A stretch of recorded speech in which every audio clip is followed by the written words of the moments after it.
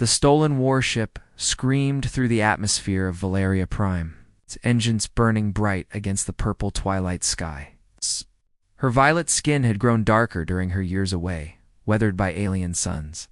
Her once perfect royal posture now carried the confidence of someone who had survived the impossible. Landing in 60 seconds, she announced to her companion. Deho sat beside her, checking his equipment one final time. The human looked ordinary, compared to the tall, elegant Valerians who would soon surround them. He was shorter, with plain brown hair and dark eyes that missed nothing. His clothes were simple earth-made fabric, but every movement he made was precise and purposeful. "Remember the plan," Nayan said without looking at him. "Stay calm, watch everything, trust you," Deho replied in his quiet voice. "Same as always." Ship touched down in the royal spaceport with a heavy thud. Steam rose from the landing thrusters as the engines powered down. Through the viewport, they could see the massive crystalline spires of the Valerian capital stretching toward the stars. Everything looked exactly as Nayan remembered from 5 years ago. Everything except the guards surrounding their ship. "Soldiers," Deho observed. "Energy weapons, full battle armor. Someone really doesn't want us here." Nayan smiled grimly. Uncle Chanwu always was thorough. Ship's ramp lowered with a mechanical whine. Nayan stepped out first, her head held high despite the weapon barrels pointed at her. She wore traditional Valerian royal colors, deep blue and silver, but the cut of her robes was different now. More practical, easier to move in. Deho followed a step behind and to her left. The position looked respectful, but it gave him a clear view of all the threats around them. His hands hung loose at his sides, ready for anything. The crowd that had gathered began to whisper. Nobles in their flowing ceremonial robes pointed and stared. Palace servants peered from behind pillars. Everyone wanted to see the disgraced princess who had dared to return. More importantly, they wanted to see the alien creature she had brought with her. By the 7 moons, one noble gasped. "She really did it. She brought back a human." "Look, how small it is," another whispered. "Ah! Are we supposed to be afraid of that?" Deho heard every word. His face showed nothing, but his eyes catalogued every speaker, every possible threat, every escape route. The spaceport had 12 exits. 6 were blocked by guards. The remaining ones led to maintenance tunnels that connected to the lower city. Regent Chanwu emerged from the crowd like a storm front. He was tall, even for a Valerian, with deep purple skin and silver hair that marked his advanced age. Crown of Regency sat heavy on his brow, but his smile was light and false. "My dear niece," he called out in a voice that carried across the entire spaceport. "How wonderful to see you alive and well. We'd feared the worst when your ship was reported destroyed in the outer system." Nayan replied with a slight bow. "I apologize for not sending word ahead. Our communications were damaged during the journey." Chanwu's eyes shifted to Deho. The human stood perfectly still, but something about his stillness made the regent uncomfortable. "And this is your companion, I assume? The human you wrote about in your messages?" "This is Deho," Nayan said simply. "He saved my life." "How fascinating." Chanwu circled them slowly like a predator studying prey. "Tell me, human, what do you think of our world?" Deho met his gaze steadily. "It's beautiful, Your Majesty. Princess Nayan spoke of it often during our time together." His accent was strange to Valerian ears, but his words were carefully chosen, respectful but not submissive. Chanwu frowned at the tone. "Our time together," the regent repeated. "Yes, I imagine 5 years on, a primitive world must have been quite an experience for royal blood. I trust it was educational." The insult was clear. Nayan had been sent to the barbaric outer worlds, forced to live among lesser beings. It should have broken her spirit and made her grateful to return to civilization. But the woman standing before him showed no signs of being broken. "Very educational," Nayan agreed. "I learned many things I never could have discovered in the palace, such as the value of true loyalty," she said, glancing briefly at Deho. "The strength that comes from facing real hardship. The difference between ruling through fear and leading through respect." The crowd stirred at her words. This was not the chastened exile they had expected to see. Chan Wu's smile grew colder. Well then, perhaps it is time for you to demonstrate this new wisdom. Guards, place them both under arrest. The princess will be returned to exile immediately, and her alien companion will be processed according to our laws regarding unauthorized species. 50 weapons powered up with a high-pitched whine. The crowd stepped back, eager to see what would happen next. That was when Daeho moved. He didn't rush forward or shout or make any grand gestures. He simply took 3 steps, and suddenly 2. Guards were on the ground, their weapons scattered across the deck plating. A third guard found himself with Daeho's hand on his throat. The soldier's own plasma blade pressed against his neck. The entire sequence took less than 4 seconds. The spaceport fell completely silent. That was impressive, Daeho said conversationally. To the guard he was holding, but your stance telegraphs which direction you're going to dodge. On Earth, we call that a tell. He released the guard gently and stepped back to his position beside Nain. The plasma blade clattered to the ground. Chan Wu stared at the human with new eyes. What are you? Friend Daeho replied simply.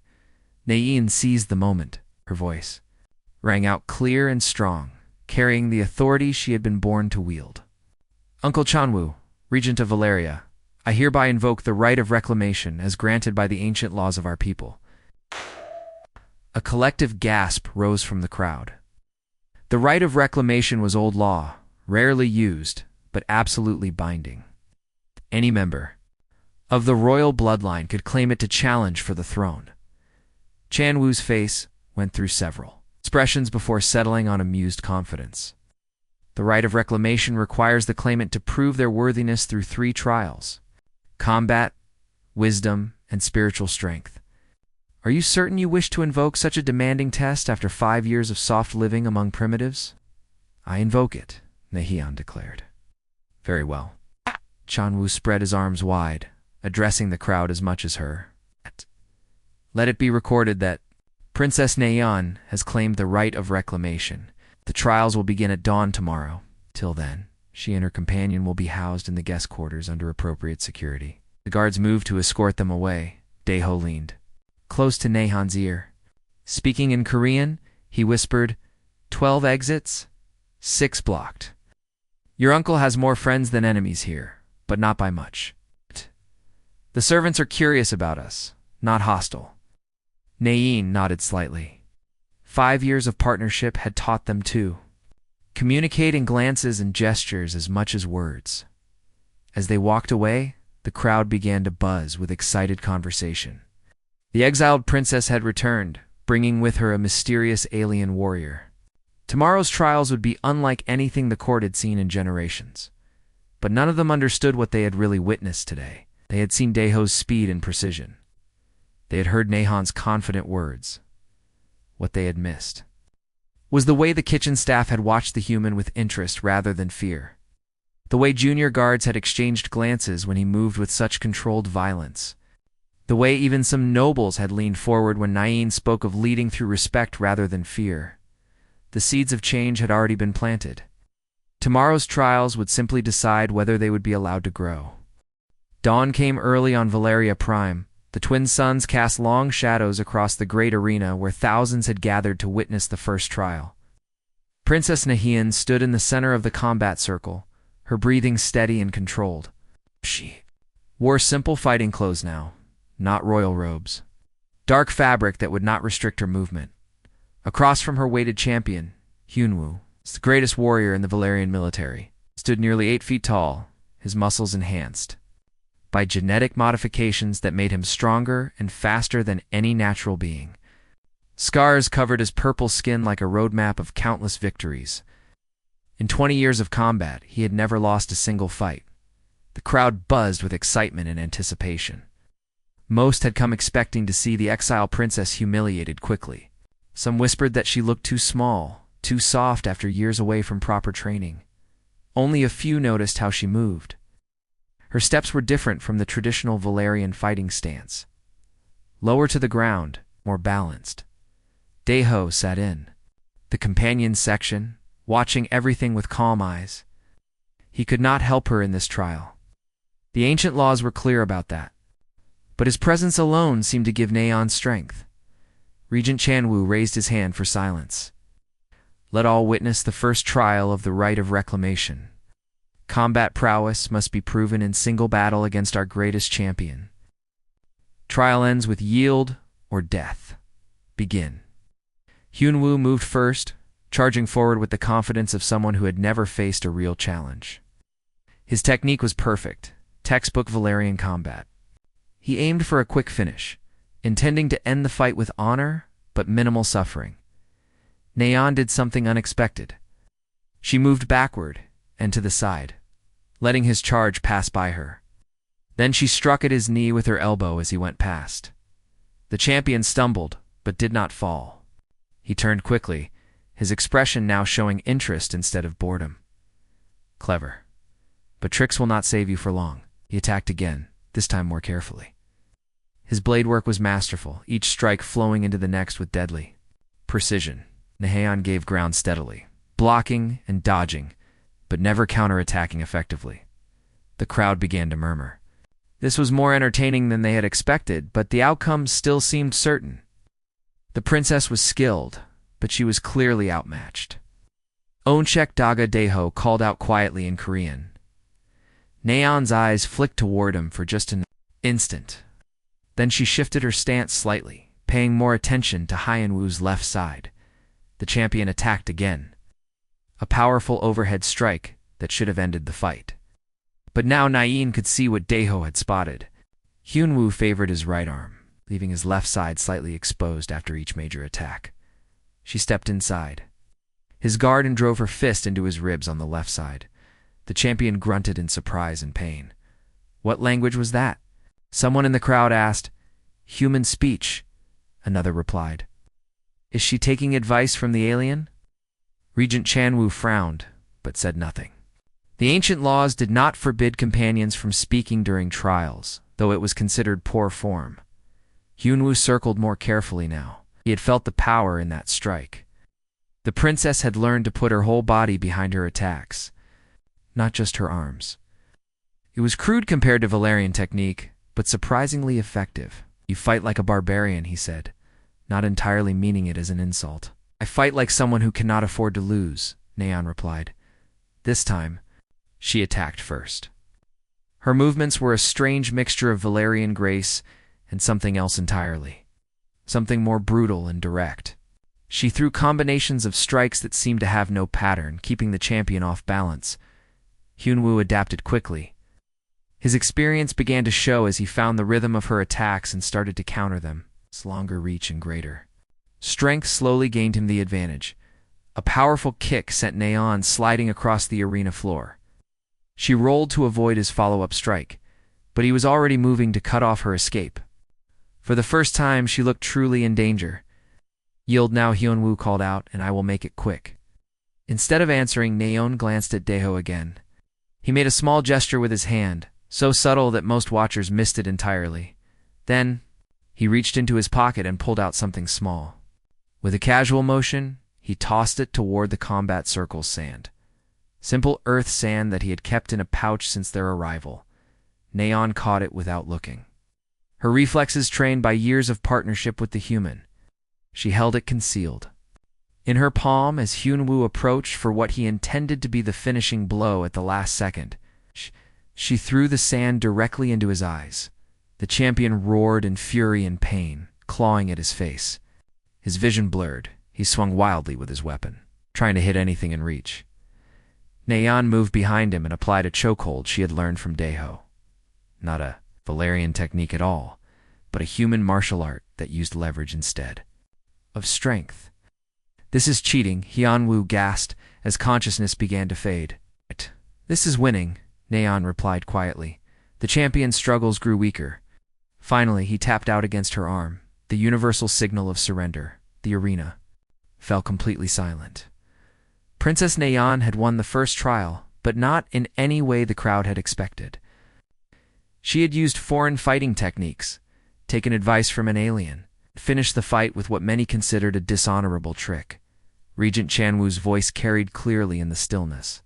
The first trial is complete. Princess Neon has demonstrated combat prowess through victory over our champion. His tone suggested he was not entirely pleased with how she had won. The crowd began to buzz with conversation again. Some were impressed by her cunning. Others felt disappointed that their greatest warrior had been defeated by sand in the eyes. That was not how we fight, one noble complained loudly. But it was how she won, another replied thoughtfully. Daeho stood and walked down to the arena floor. He helped Hyunwoo clear his eyes while Nayeon caught her breath. The champion looked at both of them with new respect. "Where did you learn to fight like that?" he asked Nayeon. "From him," she said, nodding toward Daeho. "Humans have a saying. In a fight for your life, there are no rules except survival." Hyunwoo considered this. Perhaps we have become too concerned with honor and forgotten about victory.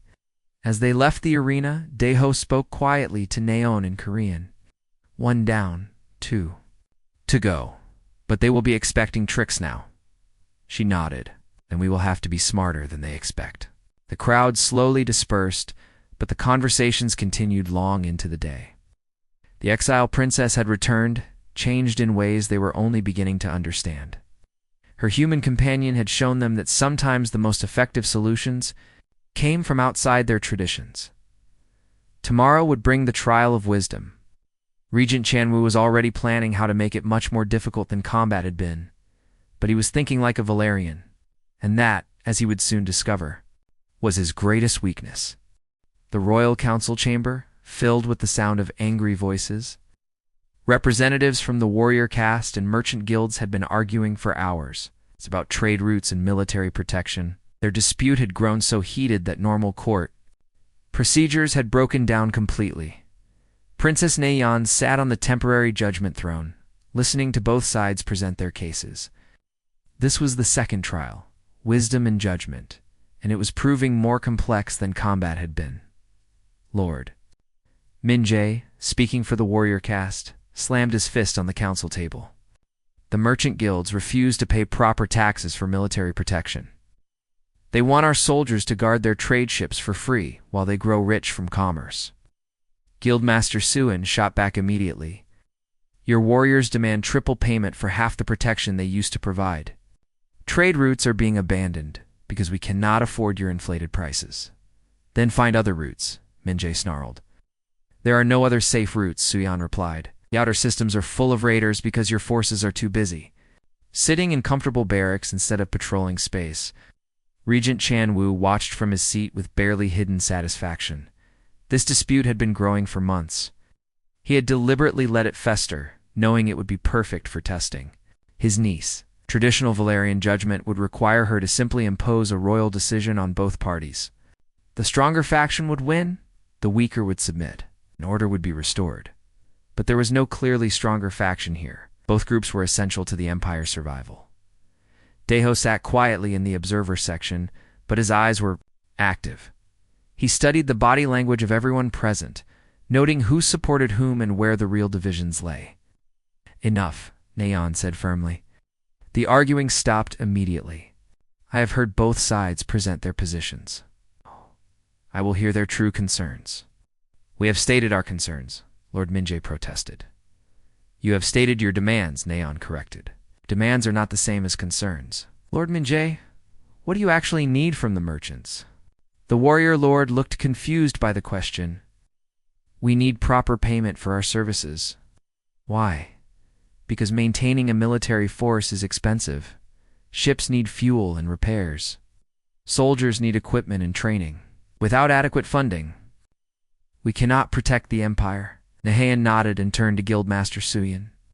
And what do you actually need from the warriors? Reliable protection for our trade vessels and honest communication about threats? Why? Because our merchants risk their lives and fortunes every time they leave safe space? If we cannot predict what dangers they will face, we cannot plan profitable routes or set fair prices. The room grew quiet as both sides realized their answers had revealed something important. So, Nayeon continued, the warriors need sustainable funding to maintain protection capabilities. The merchants need predictable security to plan profitable trade. These are not opposing goals. She stood and walked to the center of the chamber, addressing both groups directly. The real problem is that you are negotiating like enemies instead of partners. Regent Chanwu frowned.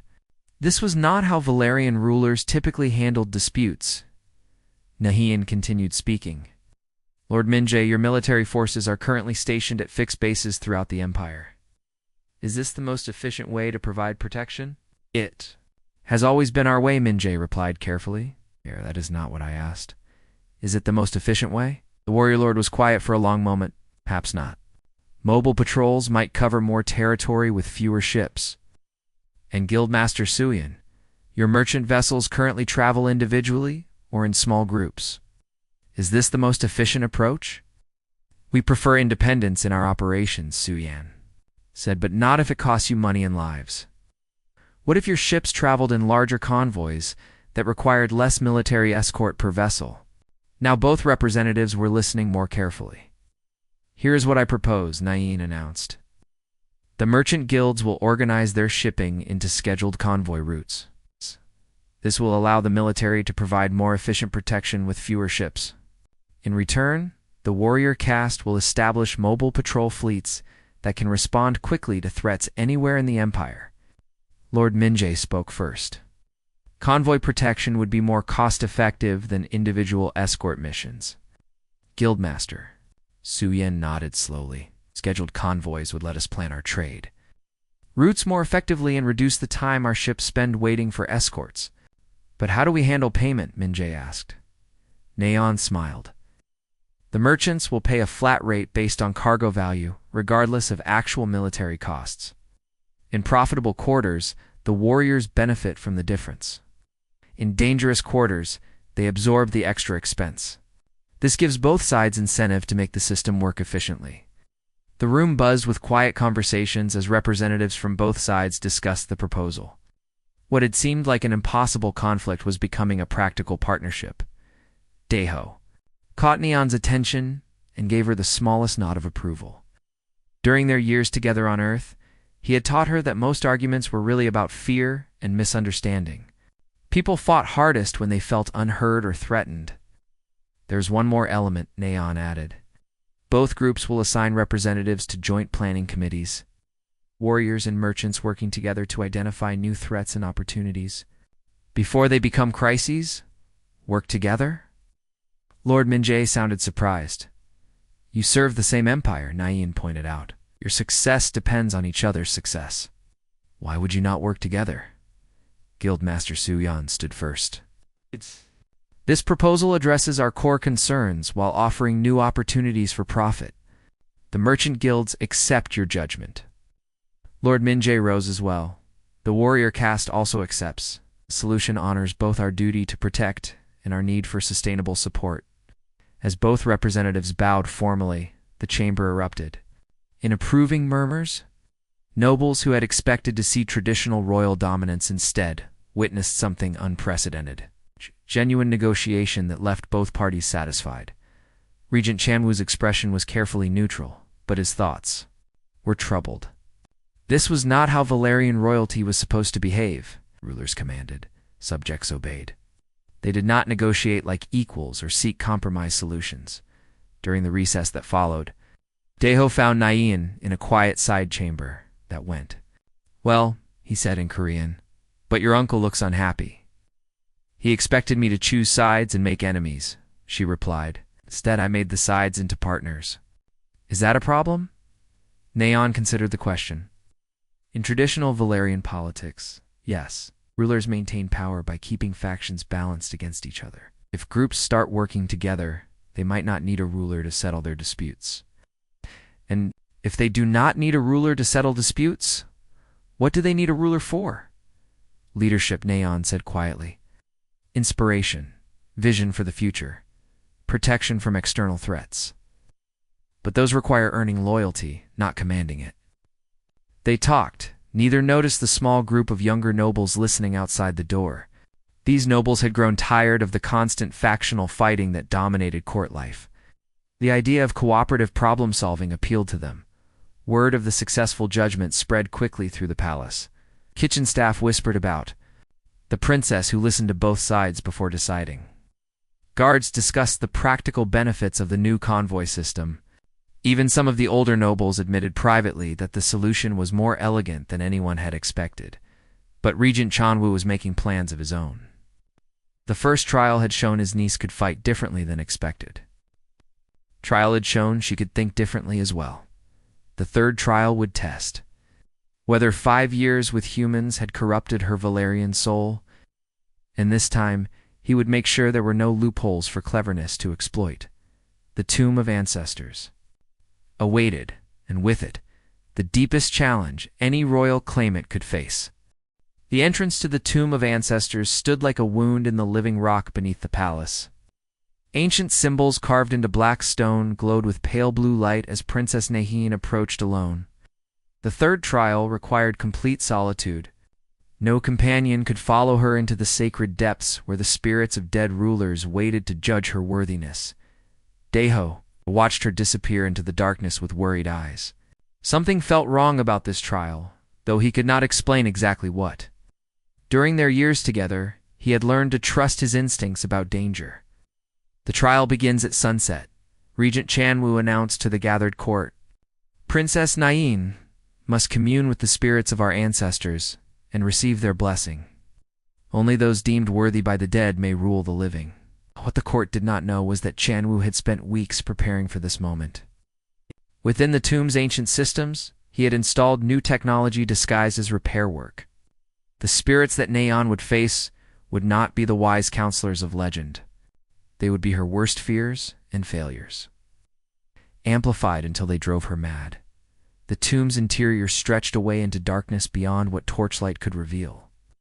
Naeon walked slowly down the central passage, her footsteps echoing off stone. Walls lined with the burial chambers of generations of rulers. Each chamber held not just a body, but the preserved memories and personality of those who had worn the crown. At the heart of the tomb lay the Chamber of Truth, where living rulers came to seek guidance from their ancestors. Neon entered the circular room and knelt in its center as tradition required. Ancient machinery hummed to life around her, reaching into her mind with invisible fingers. "Ancestors of Valeria," she spoke the ritual words, "I seek your wisdom and your blessing to rule our people." The response came immediately, but it was not what she expected. Instead of wise ancestors, she saw herself as she had been 5 years ago, young, arrogant, convinced of her own superiority. The image spoke with her own voice, but the words cut like knives. "You failed," the false spirit hissed. "You let them exile you without even fighting back? You ran away to hide among primitive aliens, instead of staying to protect your people?" More images appeared around her. Every mistake she had ever made, every moment of weakness, every time she had chosen the easy path instead of the right one. The corrupted systems pulled these memories from her mind and twisted them into accusations. "You are not worthy to rule," another false spirit declared. "Abandon your duties for 5 years. Your people suffered while you played at being normal on some backward planet." Naeon tried to stand, but the visions pressed closer. The chamber filled with the voices of everyone she had ever disappointed, subjects who had needed her protection, advisors who had trusted her judgment, friends who had believed in her potential. "Tried to learn?" she protested weakly. "You tried to run away," the spirits accused. "A true ruler faces their problems, not flee to alien worlds." The attacks grew stronger. Images of Valerians dying while she lived safely on Earth, trade routes collapsing because she was not there to mediate disputes, the Empire weakening day by day in her absence. Nien felt her sanity beginning to crack under the assault. The guilt and shame she had carried for 5 years rose up like a flood, threatening to drown her completely. But then she heard something else. A memory from Earth, from the darkest moment of her exile. She had been working in a human factory, trying to earn enough money for food and shelter. The work was hard and the pay was small. She had collapsed one day, overwhelmed by the gap between what she had been and what she had become. Daeho had found her crying behind the building. He sat beside her without saying anything for a long time. When he finally spoke, his words were simple but powerful. "Courage is not about never falling down," he had said. "Courage is about getting back up every time you fall. The memory cut through the false visions like a blade. Neon remembered other lessons from Earth, how humans dealt with failure not by pretending it never happened, but by learning from it and growing stronger. "You are right," she said to the false spirits. "I did fail.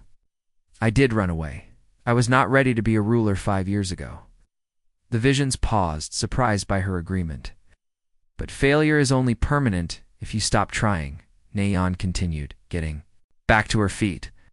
"I went to Earth not just to hide, but to learn, to become someone worthy of the responsibility I had been given." The corrupted systems tried to reassert control, flooding her mind with more guilt and shame. But now she was ready for them. "I learned what it means to work for survival instead of having everything given to me. I learned what it feels like to be powerless, so I would never forget what power really costs.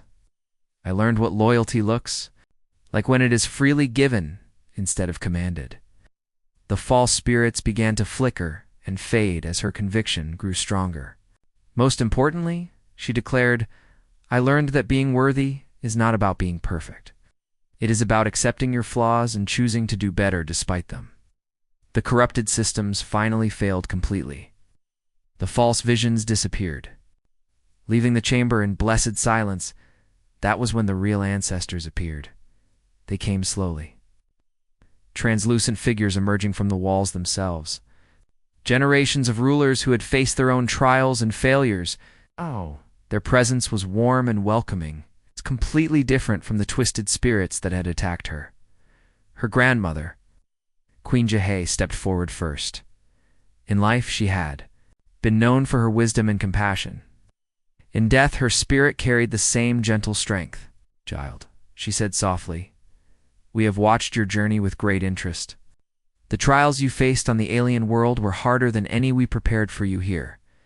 "I failed you," Neon whispered. "No," another ancestor replied. This was her great-grandfather, King Seijin, famous for rebuilding the empire after a devastating war. "Failure would have been staying here and ruling badly. You recognized your weaknesses and chose to address them. That takes more courage than most rulers ever show." Queen Jihei nodded agreement. "A ruler who has never fallen cannot teach others to rise. A leader who has never struggled cannot understand their people's struggles. Your exile was not a punishment, granddaughter. It was preparation." The ancestors began to fade, but their final words echoed clearly in the chamber. "Rule with the wisdom you have earned through suffering. Lead with the strength you have found in weakness. Remember that the crown is not a prize to be won, but a burden to be carried for the good of all." Meanwhile, far above in the palace, Daeho was conducting his own investigation. The kitchen staff he had befriended were proving to be excellent. Sources of information about recent changes in the tomb. A maintenance worker named Sunho had mentioned strange new equipment being installed in recent weeks, using skills learned from human detective work. Daeho was slowly piecing together evidence of tampering. By the time Neon emerged from the tomb, he would have proof of what Regent Chanwu had tried to do. But for now, in the Chamber of Truth, Princess Neon knelt once more before her ancestors and received their genuine blessing to rule.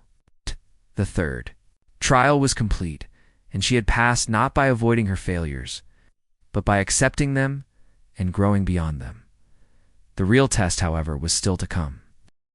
Princess Neon emerged from the Tomb of Ancestors as the twin suns reached their highest point in the sky. Her face was calm, but those who knew her well could see the new strength in her eyes. She had faced her deepest fears and come through. Unchanged on the surface, but transformed within. The court had gathered in the Great Hall to hear the results of her trial. Regent Chanwu sat on the throne, confident that his sabotage had succeeded. No one could survive the psychological assault he had programmed into the tomb's systems. His niece would emerge broken if she emerged at all, but when Nehan walked into the hall with steady steps and clear eyes, his confidence began to crack. "Uncle," she said formally, bowing to the throne, "I have completed the third trial. The ancestors have judged me and found me worthy to rule." Murmurs of surprise rippled through the crowd. Many had expected her to fail this final test. Chunwu's jaw tightened. "The trials are indeed complete." However, there remains a matter of grave concern that must be addressed before any crown can be granted. He stood and gestured dramatically to the assembled court. My fellow Valerians, we face an unprecedented situation. For the first time in our history, a claimant to the throne has brought alien contamination into our most sacred spaces. Hall fell silent. This was not part of the traditional ceremony. The human creature has been allowed to witness our trials, learn our secrets, and observe our weaknesses. Chanwu continued. This represents a clear threat to our security and our way of life. Daeho sat quietly in the observer section, but his mind was racing. During Nahan's time in the tomb, he had been very busy. The maintenance worker Sunho had shown him exactly what new equipment had been installed. The kitchen staff had told him about late-night meetings in the regent's chambers. The junior guards had shared their concerns about recent changes in security protocols. More importantly, he had found the central computer room. Therefore, Chanwu announced, I declare the right of reclamation invalid due to alien interference. Princess Nayan and her human companion will be arrested immediately for contaminating our sacred traditions.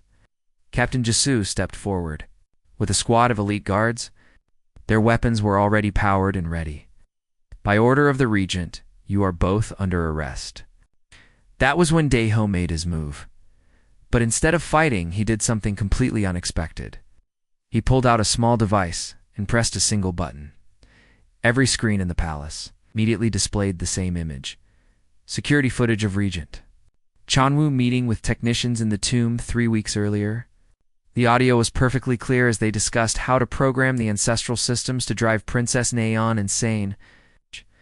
What you see here, Daeho's voice echoed through the hall's communication system, is evidence that Regent Chenwu attempted to sabotage the sacred trials. He violated the Tomb of Ancestors to ensure his niece would fail.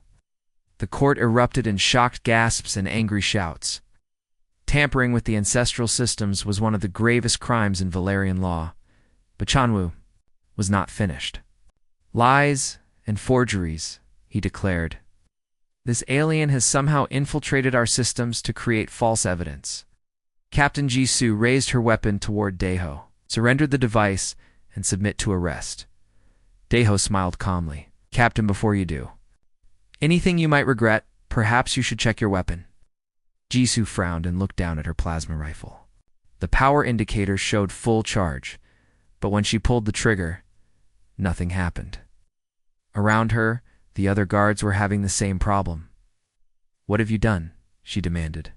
Nothing permanent, Daeho replied. But during the past few days I have made many friends among the palace staff. Maintenance workers are very helpful when you treat them with respect instead of ignoring them. Throughout the hall, nobles were discovering that their personal communication devices had stopped working. Security doors refused to respond to access codes. Environmental controls had been quietly adjusted to make certain areas uncomfortably warm. The kitchen staff know every service tunnel in this palace, Daeho continued conversationally. The maintenance workers understand every system. The cleaning crews have access to every room. And all of them have been watching how you treat the people who serve you. He gestured to the edges of the hall, where dozens of service personnel had quietly gathered. They were not armed, but their presence was somehow more intimidating than any weapon. Humans have a saying, Daeho explained. An army marches on its stomach, but a palace runs on the goodwill of those who make it function. Sunho stepped forward from the crowd of workers. We fixed the equipment Regent Chanwu ordered us to install in the tomb. We also recorded everything he asked us to do.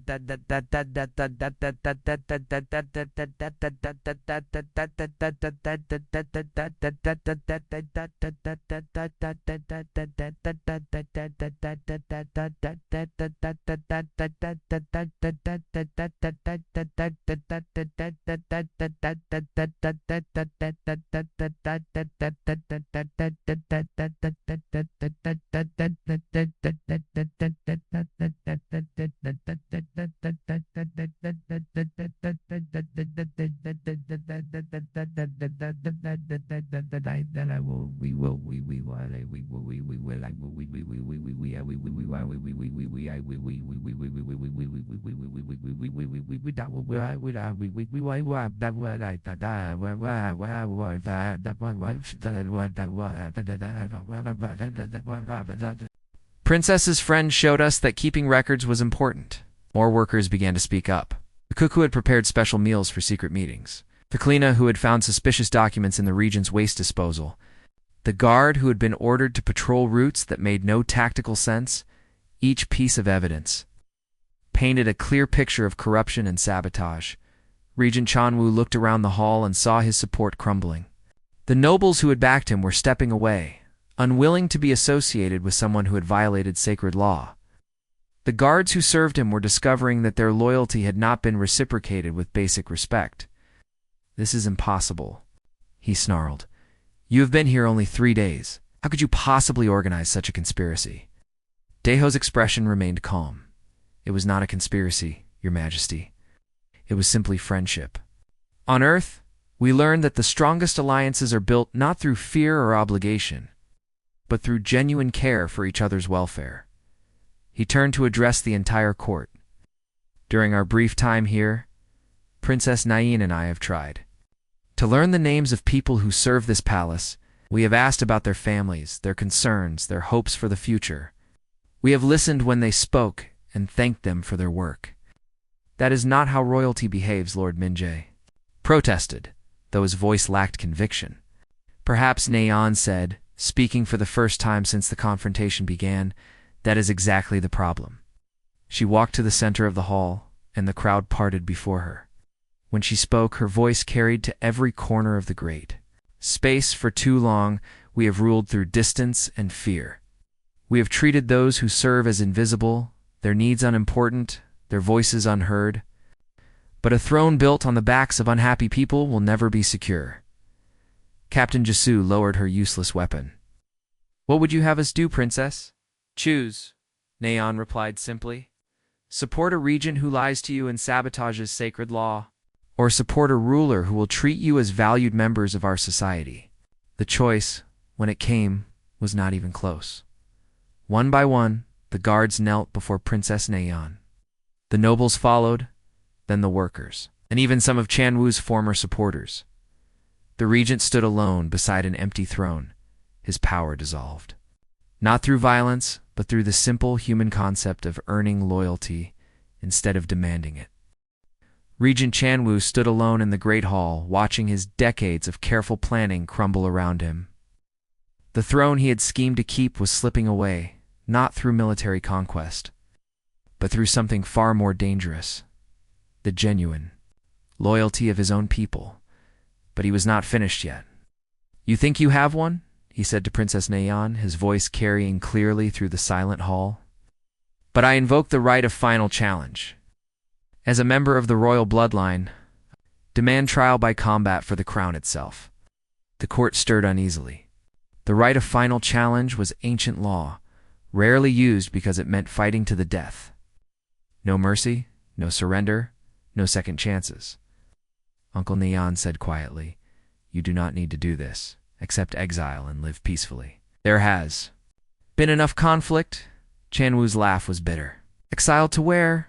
To spend my remaining years on some primitive world dependent on the charity of aliens? I would rather die with honor." He drew his ceremonial blade, a weapon that had been in their family for generations. "But I do not challenge you alone, niece.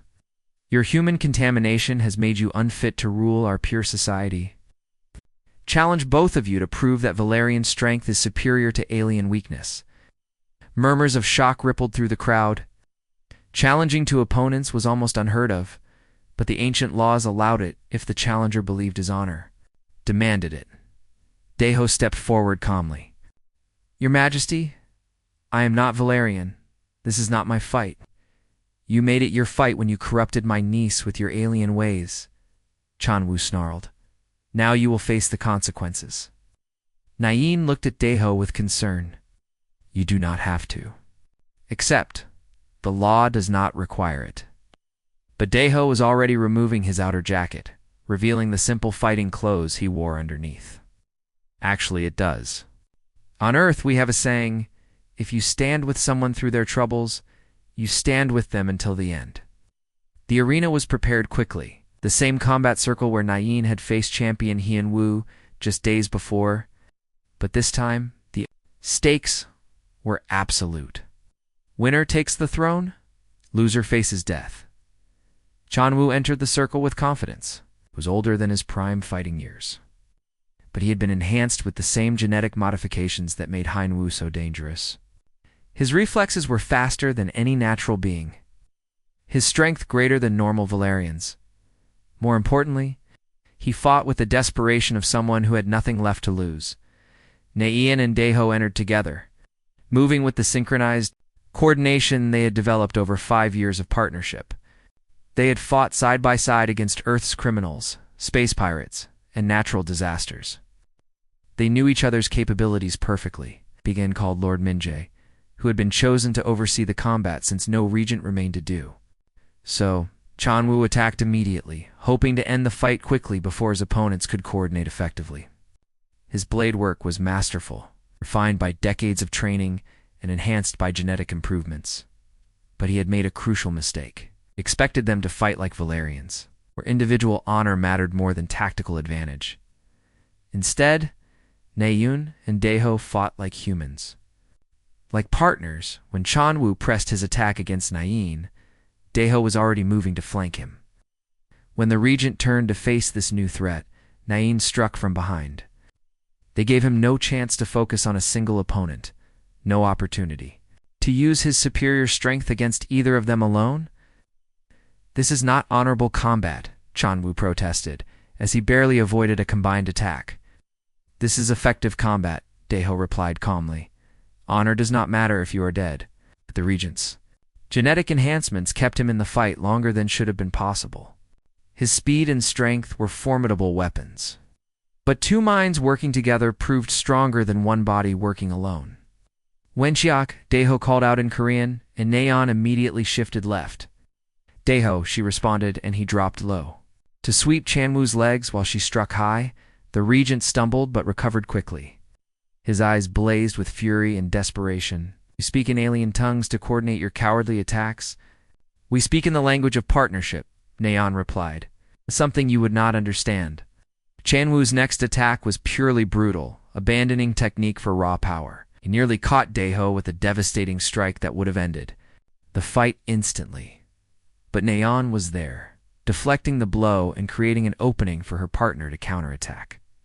He telegraphs when he is about to use maximum force, Deho observed quietly.